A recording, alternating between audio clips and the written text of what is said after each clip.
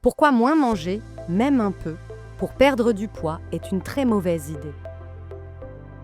On dit souvent qu'il suffit de manger moins pour perdre du poids. Mais est-ce vraiment aussi simple? Que se passe-t-il quand notre corps reçoit moins d'énergie qu'il en dépense? Est-ce qu'il brûle ses réserves de graisse ou est-ce qu'il se défend? Le corps humain n'a pas évolué pour maigrir, il a évolué pour survivre.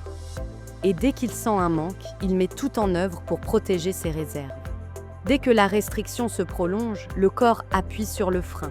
Il réduit ses dépenses. Partout. Le métabolisme de repos diminue. Il consomme moins d'énergie pour respirer, digérer, se réchauffer. La digestion elle-même devient plus économe. Et même nos gestes du quotidien ralentissent. Marcher, bouger, parler, tout coûte moins d'énergie. Résultat, on brûle moins de calories qu'avant, même en mangeant très peu. Le cerveau ne reste pas spectateur.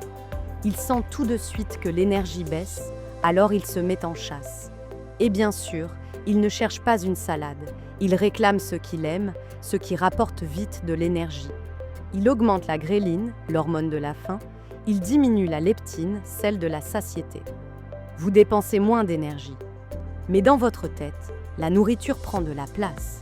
Elle attire votre attention, s'impose dans vos pensées et peut finir par devenir une obsession. On perd de la masse musculaire. Les organes rétrécissent, la température corporelle baisse, les cheveux poussent plus lentement. En gros, le corps fait des compromis pour garder l'essentiel, le maintenir en vie. Alors, quand tu remanges normalement, ton corps, lui, est toujours en mode économie. Il stocke plus vite, plus efficacement. Et c'est là que vient la fameuse reprise de poids. Parfois, il faut plusieurs mois pour que ton métabolisme revienne à la normale. Et ce n'est pas qu'une théorie. On l'a observé dans l'expérience menée sur les anciens participants de l'émission The Biggest Loser. Vous savez, ces personnes qui perdent énormément de poids en quelques mois sous le regard des caméras américaines. Eh bien, 6 ans plus tard, leur métabolisme reste encore ralenti d'environ 500 calories par jour. Même après avoir repris du poids, leur corps continue de fonctionner au ralenti. Et la masse musculaire qu'ils avaient perdue, elle, n'est jamais revenue comme avant. Et là, vous vous dites peut-être, mais alors, si ce n'est pas sur la quantité que je peux agir, sur quoi je peux agir? Bonne question. Peut-être que la vraie question, c'est: est-ce que votre relation à la nourriture est encore tranquille ou un peu sous tension?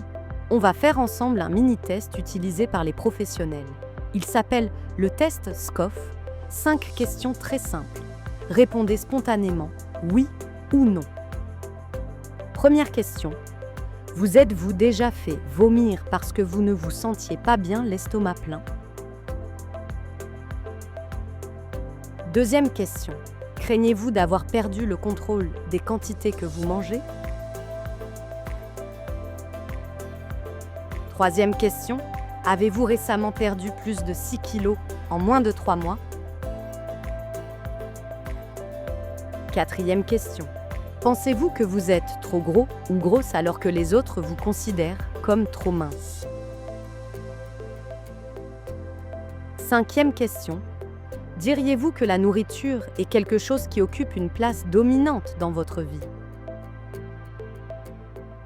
Si vous avez répondu oui à 2 questions ou plus, il est important d'en parler à un professionnel de santé, médecin ou diététicien. Pas pour vous juger, mais pour avoir un regard objectif sur votre situation et commencer à observer ensemble votre fonctionnement alimentaire.